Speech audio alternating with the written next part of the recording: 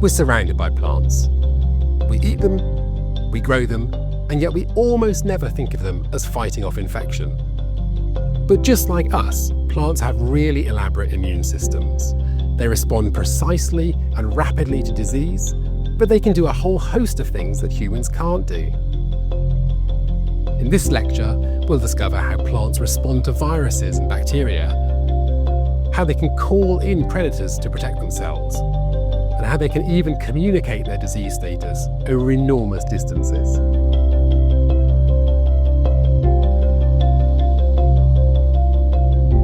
Welcome to the lecture. Welcome back for those who've been before. For people who've seen previous lectures in this series, you'll know we're talking all about immunity. And if you haven't seen a single minute of any lecture before, don't worry, because it should stand on its own. What I want to try and convince you all of tonight, though, especially those of you who maybe have seen quite a lot of stuff about immunology and are reveling in the amazingness of the human immune system, which I would agree with, it's definitely amazing. I also want to try and convince you that plants are as amazing or possibly even more amazing. And I think they're massively overlooked, genuinely overlooked, in the sense that I suspect when you came here tonight, even though we're in central London, those of us in the room, you will still have walked past quite a lot of plants, and I bet you will have completely ignored them, because they're such a part of our life that we sort of forget that they are embedded and they're doing all the same things that we do. And we're very used to thinking about disease and infection and horribleness. And, especially this time of year in the middle of the winter, we're used to people coughing and sneezing and being ill. And we're quite used to the idea that our immune systems are fighting off, hopefully, those infections. And hopefully, we'll live tomorrow to fight another day because of that function. But we almost never think about that when we're out for a walk in the countryside and you wander across a nice plant and you look at that plant and think, I wonder if it's feeling okay today. Is it actually fighting off an infection or is it fine? Maybe it's just recovered. Maybe it's about to die horribly. And when you're kind of out and about on a holiday looking at a wonderful kind of green scenario like this is Yorkshire, in fact, we think of it as being a very tranquil place, a very kind of peaceful scene. But actually, a scene like this is a scene of absolute devastation. At any moment, there are literally billions of viruses and bacteria and fungi that are fighting for a foothold in these plants. And all the helpless plants are busily fighting back and trying to defend themselves in a way which is just as elaborate and complex as any animal immunity that we have. And actually, the thing I really want people to take home tonight is that there are a huge number of things I think we can learn from plant immunity, maybe that will have a benefit, not just in our allotments, but also for our own medicine and our own treatment of infections. So for most of human history, I think it's probably fair to say that people have not thought at all about plant immunity. And in fact, it's really only in the 1940s that for the first time, this started to be a concept in its own right. The idea that plants might have an immune system that fights off infection. And this chap is largely responsible. This is Flor, Harold Henry Flor, who was a US scientist, agricultural scientist, working in the 1940s in particular on how you could make farming in the US more productive. And he was working on crops that actually were not that common to us today, but were really big economic crops at the time. So this is flax, for example, which you use to make materials. And flax has a whole bunch of diseases, like most plants, including the one you can see here, which is flax rust. So it's a fungal disease. And at the time, it was a really big loss of this productive crop in the US and a big problem. And so Flor was working on the idea that how could you better treat this infection? And what he realized was that, like most plant varieties, you could get different varieties of flax, just like you can get different varieties of tomato, for example, you can get different varieties of flax. And what he realized was that these varieties varied in how susceptible they were to infection. But it was not the case that one variety was resistant completely and one was completely sensitive. But rather what he realized was that different varieties were sensitive or resistant to different strains of the fungus. So if you had two different strains of plant, for example, the same species but different strains, and you infected them with strain number 1 of the fungus, for example, one of those varieties of plants will die or get very infected, and the other one might be resistant. But if you did exactly the same experiment on exactly the same varieties of plant, but with a different strain of the fungus, you might get the opposite pattern. In other words, the one that previously died now survives, and vice versa. In other words, there is some relationship between the plant itself, the type of plant, and the type of fungus that's infecting it. It's a strain dependency. And his real insight in the 1940s, was that he proposed this reflected what he called the gene-for-gene relationship. In other words, he said, maybe a plant has a gene in it that helps fight off infection, and it does that by recognizing some gene in the pathogen, in the fungus in this case. And if it recognizes it, it fights off the infection. And if it doesn't recognize it, it doesn't. And so whether or not you fight off an infection depends on whether you have the gene to recognize the gene that's in the pathogen that's infecting you. In exactly the same way that, for example, whether any of us will get infected by a cold or not depends on whether we have the antibodies, for instance, to recognize that cold or not. So there's a relationship between the two of them.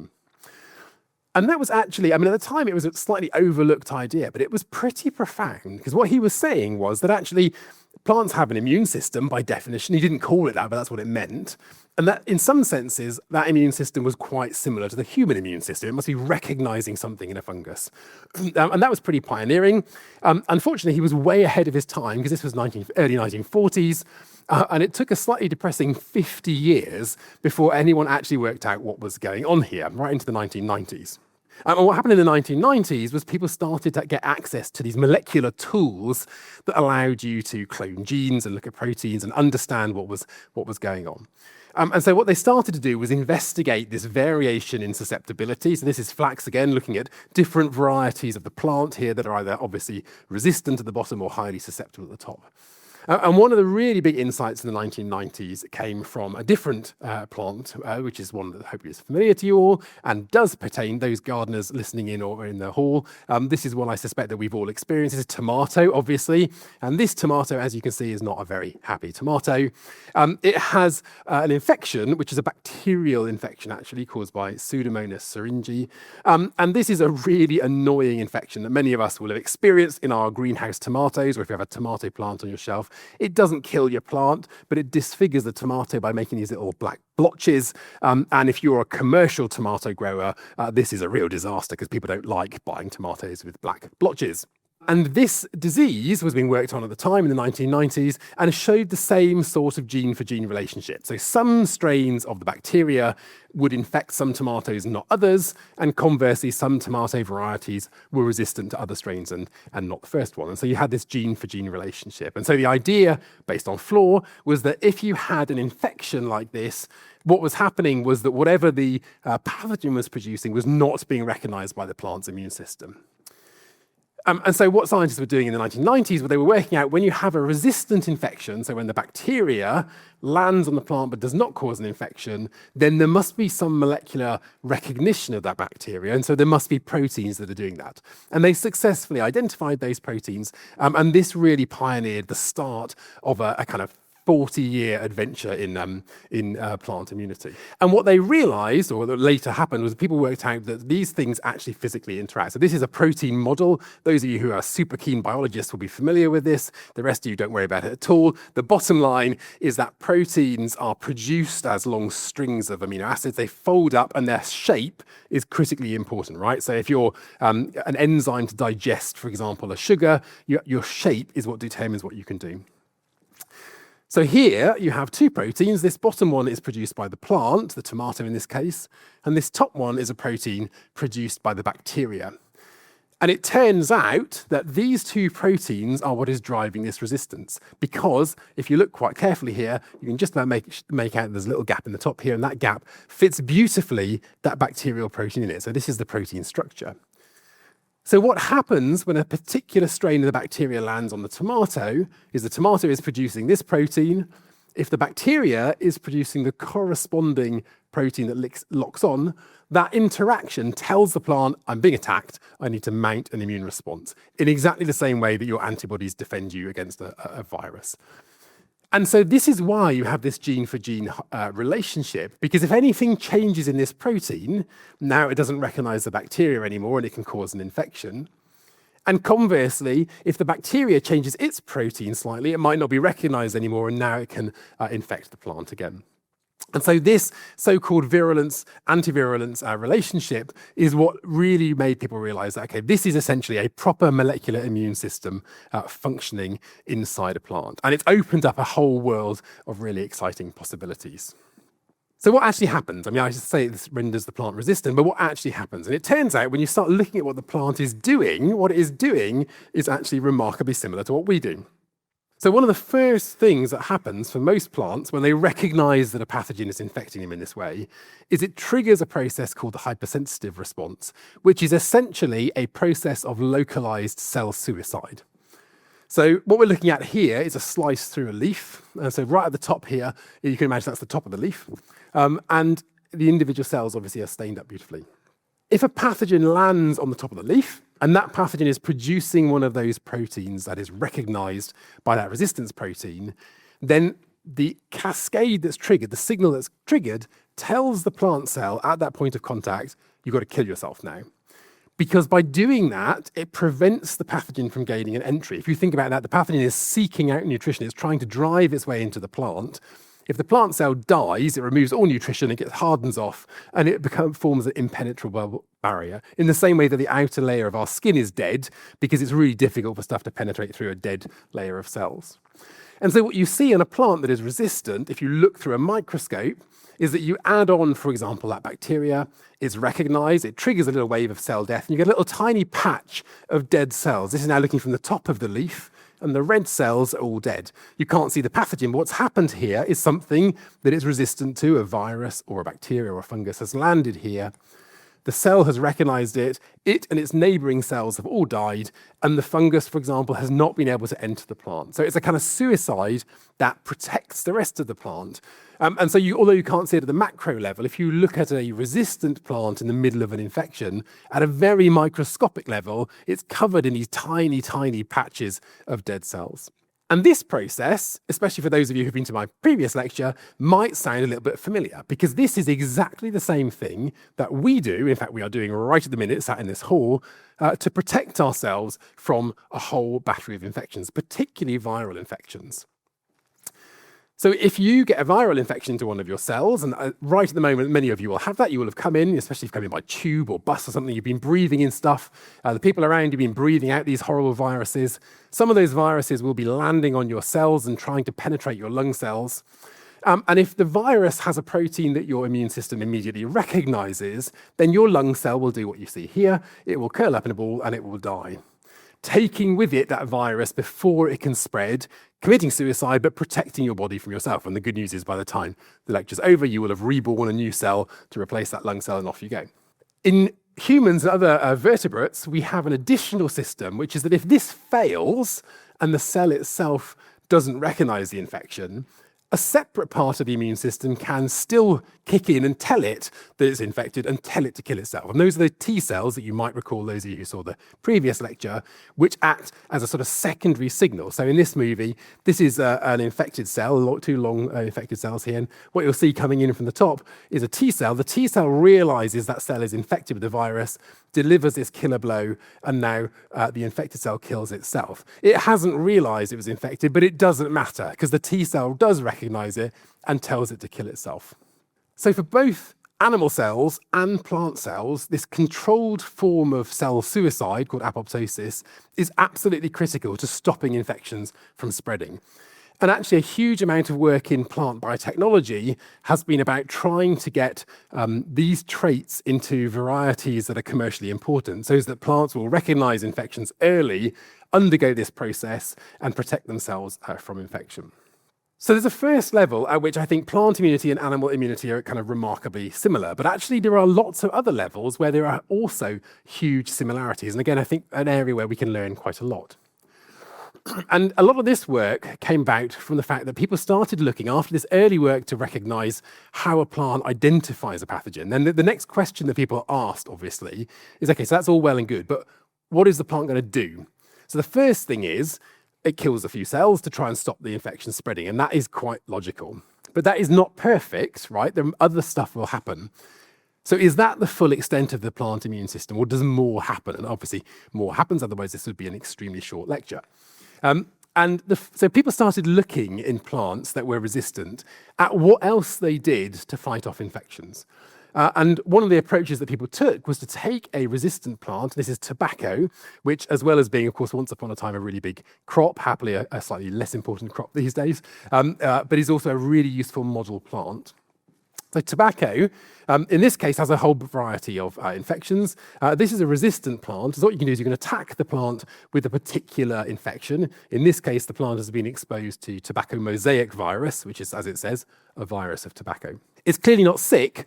So what you can then do is you can take the plant, unfortunately, and grind it up and look at what has changed in that plant in exposure to the virus that wasn't there beforehand, even though the plant is now fit. So what is it responding to protect itself?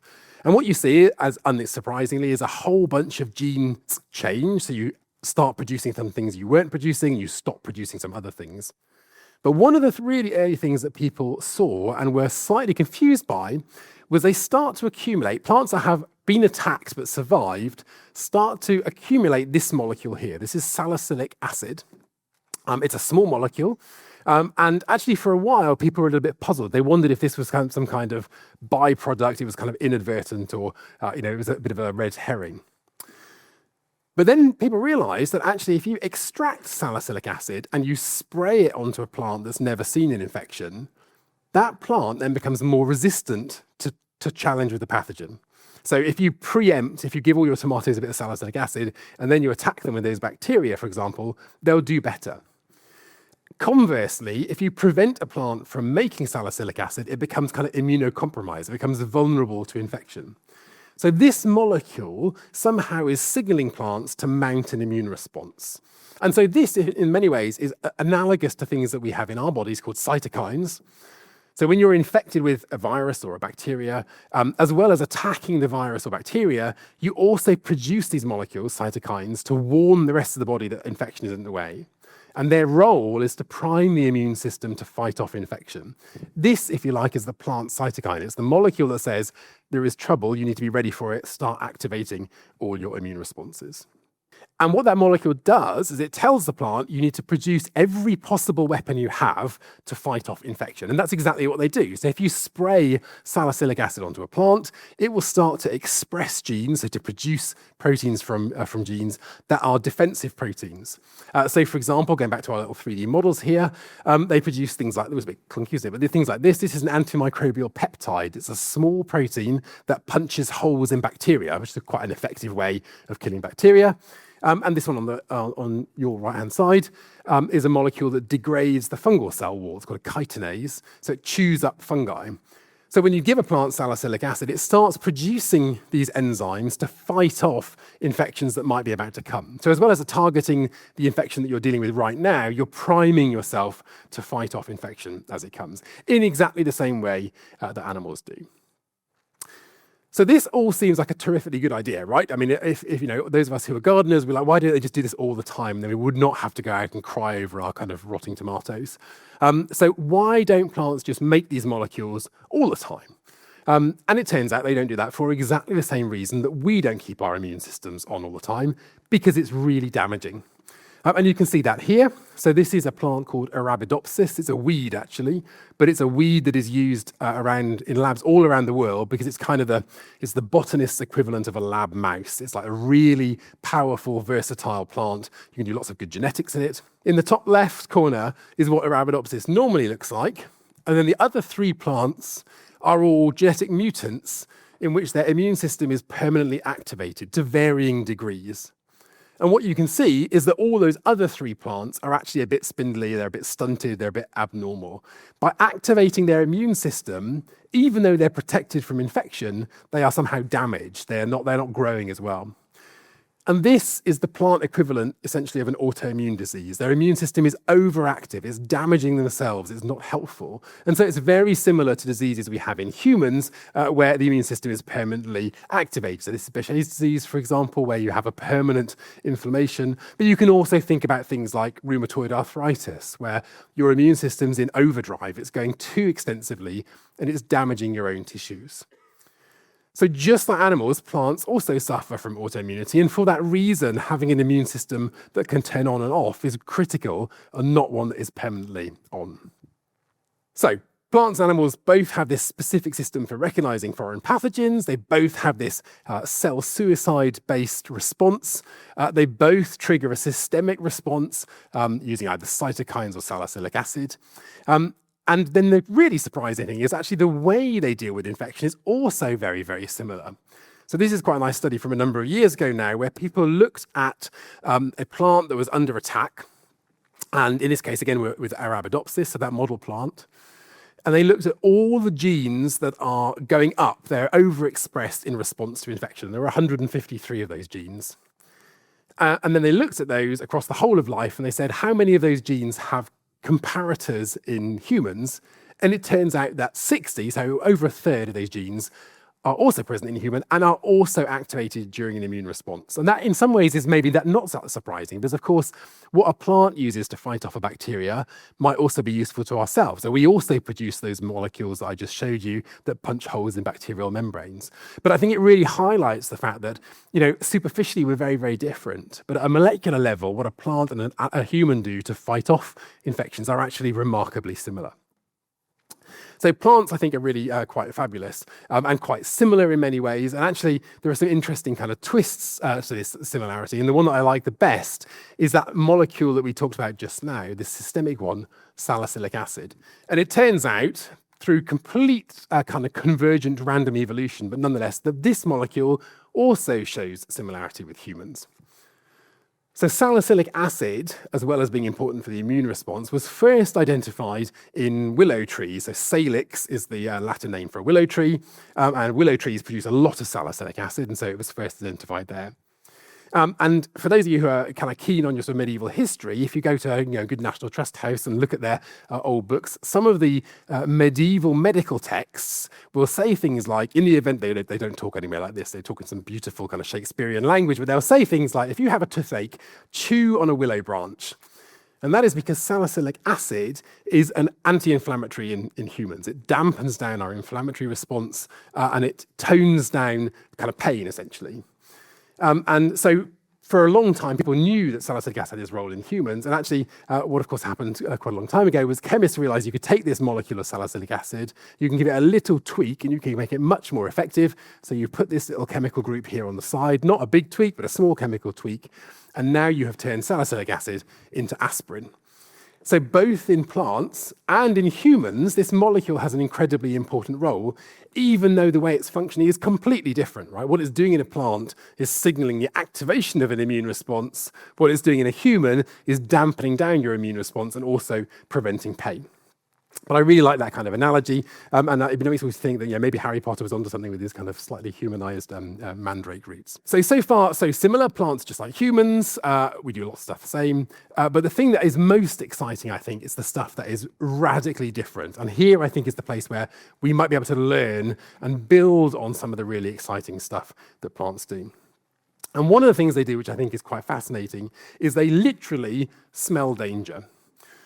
So, most of us, when we're infected, don't have a means, other than picking up the telephone, of communicating to other people very obviously that we're infected and help to warn them. But that is not true for plants. Most plants can do that. So here we are again with Arabidopsis. When you attack an Arabidopsis with something, it does a whole bunch of things to defend itself. But at the same time, it also starts releasing from its leaves this molecule. This is alpha-pinene.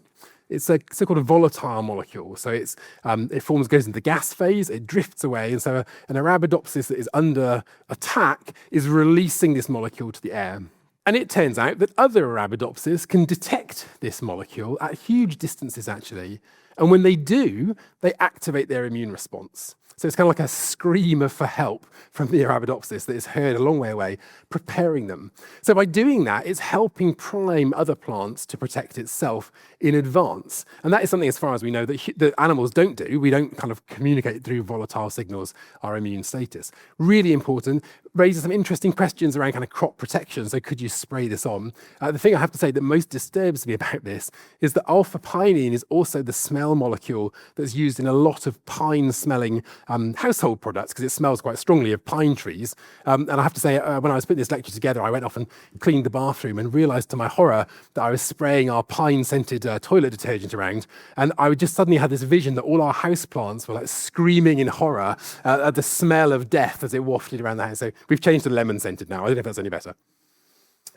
So they can communicate over huge distances. They can also do some things that we really don't think of as being kind of planty, which is they can respond quite rapidly with some movements. Plants clearly, unlike animals, can't run away. If I kind of start wafting some terrible infection around this hall, right now, I imagine that if you're sensible at least, you'll make a run for the door. If you're a plant rooted to the ground, you can't do that. You can't respond by running away. But nonetheless, there are some things you can do that are quite prompt and rapid. And one of the things you can do is you can reduce the kind of entry points for an infection. So this is a leaf, obviously, and if you were to look at a leaf under a microscope, what you'd see is that it has lots of little holes in it, these ones here, called stomata. So plants use these to exchange gas, to breathe, essentially. They need to obviously take up carbon dioxide, release oxygen. The leaf is impermeable, so they have these little holes in it, which are like the kind of plant lung. Really good, really important for gas exchange, not so great in terms of immunity, because if you have a lot of holes in your leaves, they become very vulnerable to infection, and indeed you see that. So here, for example, in this electron microscope image, you can see some fungal spores that are penetrating through the stomata. It's a really easy entry point for infections. And so it's a weak point, if you like, and the plant knows that, and so plants can respond quite rapidly. And so, for example, when you waft those alarm molecules like pinene over leaves, what you see is that their stomata respond like this, closing down slowly in our world, fast in a plant's world, they're about 30 minutes, and clamp down, and will stay closed for a few hours, and then they will slowly reopen. And so this is the plant, if you like, it's like holding its breath when you walk past someone who's just sneezed, hoping it's not going to get infected by closing down the access point. So it feels to me like quite an animal-y response, that. But perhaps the area which is most kind of radical, most weird in our senses, but also most ripe for exploitation, is the stuff that happens in the plant world under the ground. And really over the last, I would say, 10 years or so, we've come to this realization that the stuff that's happening in the soil is just overwhelmingly more complicated and important than we ever realized before. And that's because there is a whole kind of life in the soil of symbiosis and of relationship. So if you take a plant out of a pot, especially one that you haven't looked after very well, what you obviously see are lots of roots. If you take soil generally and you put it under a microscope, it is unbelievably microbial. There are so many microbes in it, so like the bacteria here. And in fact, there's this great number that if a single teaspoon of soil contains more bacteria than all the people on the planet. It's incredibly microbially rich. And one of the things it's most microbially rich about is with these fungal networks that are called mycorrhizae. So if you really examine those roots carefully, the majority of land plants produce these relationships. So here's the plant root in brown. These relationships with the fungus in the soil called a mycorrhiza. These are soil-dwelling species of fungus that are essentially, their primary mode of life is to form a symbiosis. They form a really close interaction with most plant species, so close that in many cases they actually invade the plant root itself. So if you look at a plant root close up, so these are individual plant root cells, the big ones. Inside some of them, you can see these things that look like a bunch of grapes. And that is actually not the plant, that is the fungus. So what has happened is the fungus has, kind of with plant's permission, pushed its way into the cell and formed what looks like a tiny lung, a little bubble inside. And it's doing that because this is a symbiotic relationship. The plant is photosynthesizing, it's producing sugars. It is giving some of those sugars to the fungus over this junction where they're touching each other. In return, the fungus is harvesting minerals from the soil, things like calcium, for example, and donating some to the plant. So they both benefit. We've known that for a long time, and in fact, if you're a keen gardener, you can now buy little packets of mycorrhizae to sprinkle on your plants when you're planting them to encourage them to grow better. What we've known for less time, though, but is turning out to be really important, is these mycorrhizae are not kind of unique. It's not a one-to-one, a lifelong relationship. In fact, it's a very promiscuous relationship. So a single mycorrhizal fungus might be making relationships with hundreds or possibly even thousands of plants. So if you look at a group of plants, they are connected invisibly underground by this fungal network. And it turns out that's really important because they are using that fungal network to communicate. So these fungi are producing networks that link the roots together in an established fashion. Then what we now know is if one tree is attacked, it can send signals, we don't know what they are, send signals through the fungal network to neighboring trees, which will then activate their immune system in advance of any attack and be prepared. And in fact, we think this might happen over vast areas. So there's some work in the US where you can find mycorrhizal networks that stretch over hundreds or even thousands of meters and are single entities, a single organism. And so it's quite possible that, for example, when you enter a forest, a plant that's being attacked, a tree that's being attacked by a fungus, might be communicating with other trees that are hundreds of meters away, priming them to respond themselves and be ready for the fungus when it comes there. And so you have this kind of conversation going on, and it's an area of work where I think there's a huge amount to learn and a huge amount of power, particularly in terms of things like when we're talking about climate change. So clearly a major problem with climate change is that if we are to get anywhere near net zero, we need to get rid of a lot of carbon dioxide. Tree planting is a really big part of that. Not so great if your trees all then die because it gets really hot. And so, for example, people are really interested in how you might send signals for drought tolerance between trees in this way in order to help them get through really dry periods and continue, therefore, to grow in times when they might otherwise not. And so that understanding how that network works, I think, is just a really exciting part of plant science. So we've talked about what plants do that looks quite like humans. We've talked a little bit in here about stuff they do which is really quite different to humans. And in the last bit of the lecture, what I want to talk about is stuff which is slightly out there, and it's sort of unashamedly a bit of a roam into science fiction, but particularly this idea that by understanding more about plants and animals, we may be able to take the best of both and create all sorts of interesting things that have benefits of both systems, so a hybrid immune response, if you like. And let me start by recapping a little bit about animal immunity and one particular part of animal immunity, which is this production of our adaptive immune response. And so people who've seen the previous lectures will recall that, if you're primed with an infection, for example, COVID or a common cold or a sore throat, you'll mount an immediate immune response against that, but you'll also produce a long-term memory of that infection to protect you later on. The same thing happens, of course, for vaccination. You're vaccinated, you mount an immune response that stays with you, and that's mounted primarily by the production of these things, which are antibodies. Okay. Antibodies we'll come back to in a minute. Antibodies are incredibly powerful. They are incredibly specific. So if you're immunized against COVID-19, for example, that works great for COVID-19. Completely useless for the flu because they're totally different proteins, but the antibodies you have are highly specific.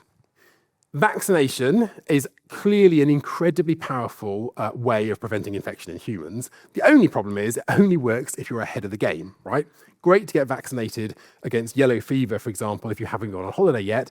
Not so good if you've got yellow fever because the vaccine response takes a long time to kick in. So vaccination, with rare exceptions, vaccination is usually not used as a treatment, it's used as a prevention.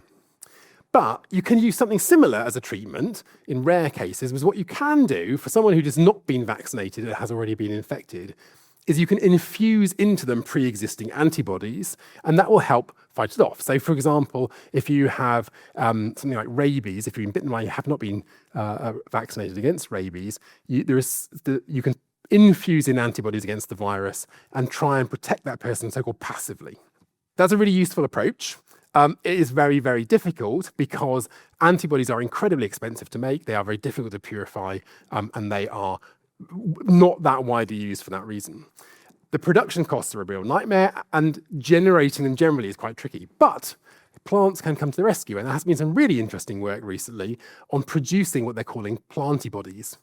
So the idea is that plants are harvested all around the world on a massive scale, right? We harvest them all the time. Sometimes we purify out proteins really effectively from those plants. So what about if you could put into a plant human antibodies, you could make those antibodies, and you could harvest it in exactly the same way as you harvest grain or peas or strawberries, and then you could purify the antibody and you give it to people.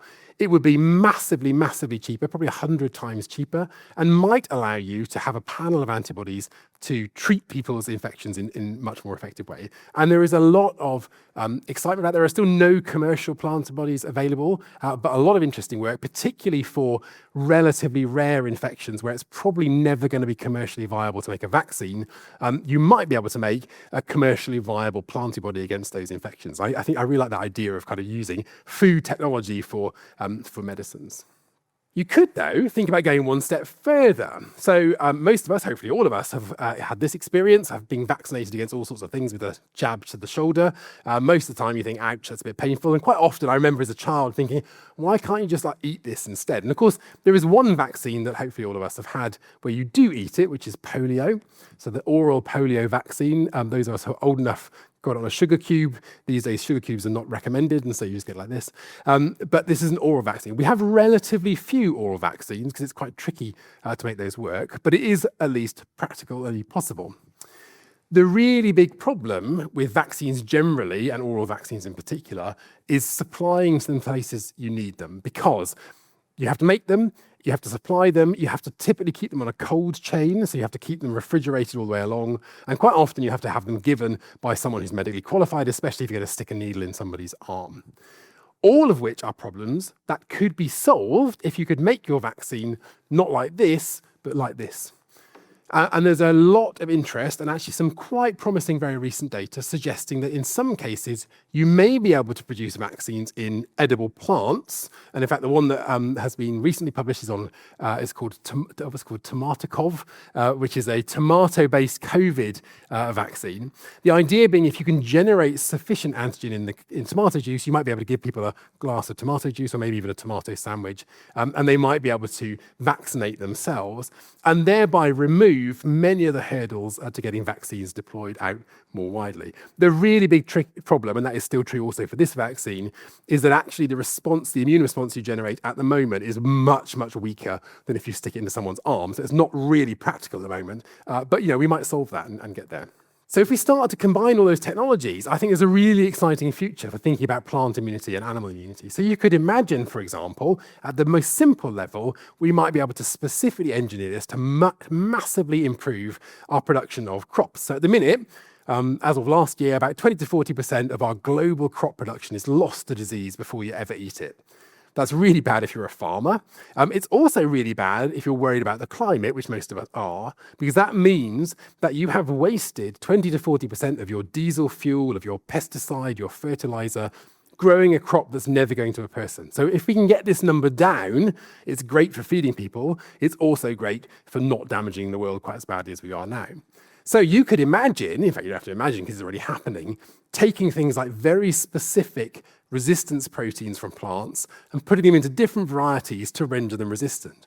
Or even having a kind of panel of responses that are ready to go, so that if you are a farmer and the farmer 25 miles away is having an outbreak of a particular bacterial infection, you might go out that night onto your field, spray a particular molecule that will trigger a particularly specific immune response in your crop and protect it before that bacteria ever gets to you, if we understand enough about that specificity. So we can do a lot, I think, with plant immunity for plants. We might be able to do a lot for humans. And so, for example, the work we just talked about vaccines and plant-based plantibodies has huge potential, I think, particularly in developing countries. So in 2023, which is the last year for which we have full data, there were just over 14.5 million children in the world who'd had no vaccines at all, okay? And that is not because they don't want vaccines, it's because they are living in parts of the world which are just inaccessible, there's no vaccine program, there are no medics to deliver it.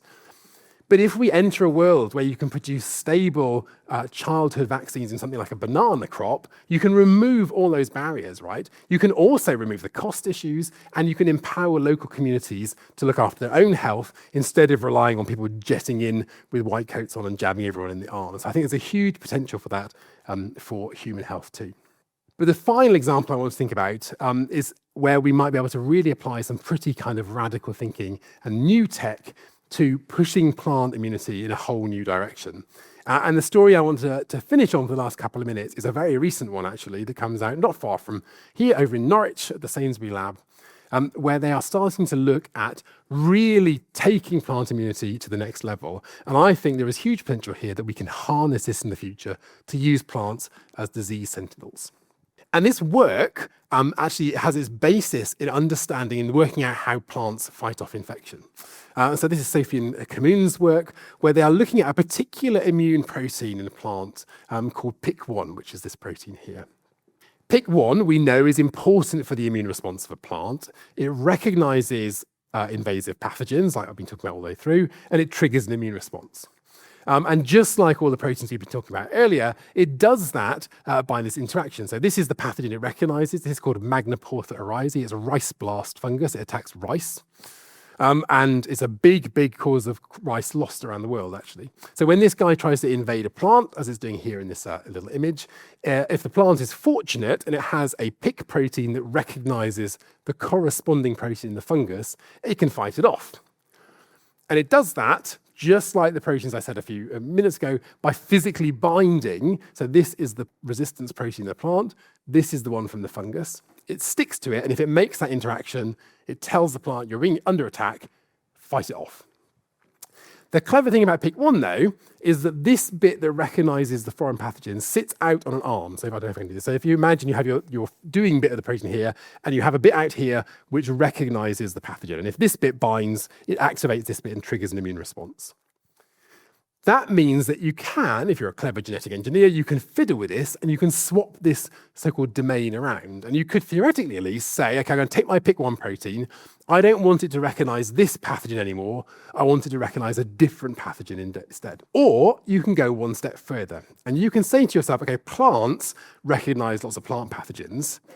Humans can recognize massive numbers of pathogens. And we do that because we produce antibodies, which is something that plants don't do.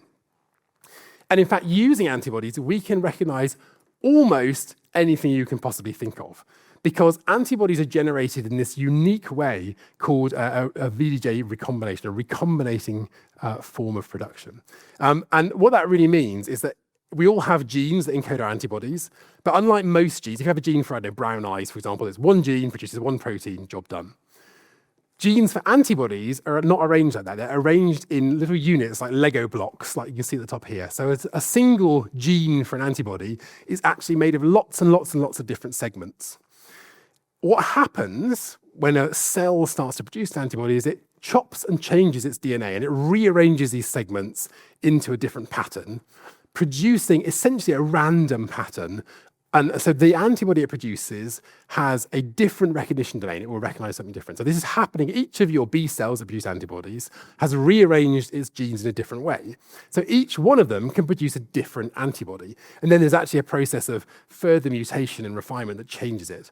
And the sum total of that means that using just the genes that you have for antibodies in your genome now, you can theoretically produce 100 billion different antibodies, recognizing 100 billion different things. You can't actually do that because you haven't got 100 billion B cells to make them from, but theoretically, you can make molecules that recognize 100 billion different molecules. That's a pretty big range of chemistry. So we can recognize all these vastly different things, plants not so much. But what about if you could combine those two things? What about if you could stick the recognition bit of a human antibody onto a plant protein and thereby endow the plant with the ability to recognize whatever that antibody recognizes? And that is exactly what Sofian's lab have done. So they have taken antibodies, in this case, actually to harmless fluorescent proteins from other animals. So these are, well, the top one is from a jellyfish, the bottom one is from a coral, and they're used as a kind of test case.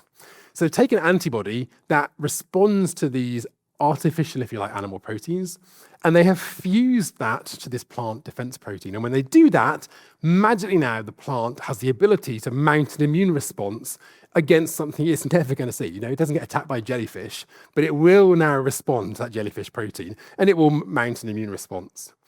And so this is, I think, the first time where we've really endowed the plant with a completely new ability to react to something it's never seen before.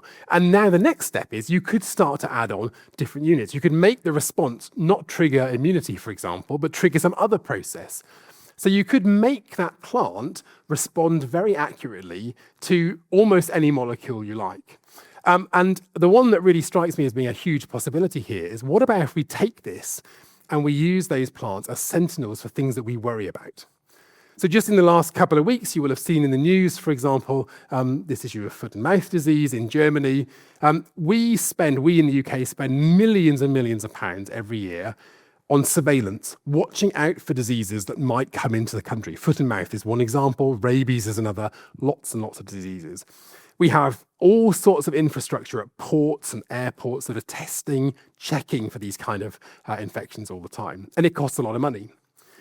What about, though, if instead of using really elaborate technology and lots of people in white coats, we could make plants do it for us instead? What about if you engineered a plant for an antibody that contained an antibody for foot and mouth disease and was plugged into this system in the plant, such that if the plant detected the virus, it would change its behavior and respond in a way that told us was there. And I just love this kind of mental image of in the future, maybe you'll have, planted all around the kind of areas of Dover or these other ports, you'll have all these, poppies, for example, that's sitting there unbeknown to you with these antibodies. And if it detects some kind of landing foot and mouth virus, it will slowly do something really obvious and distinctive, like change color, and warn us about an infection before we even know it, at zero cost to ourselves. And it's definitely a lot prettier than having lots of big machines and people in white coats. And on that note, let me finish. Thank you very much indeed.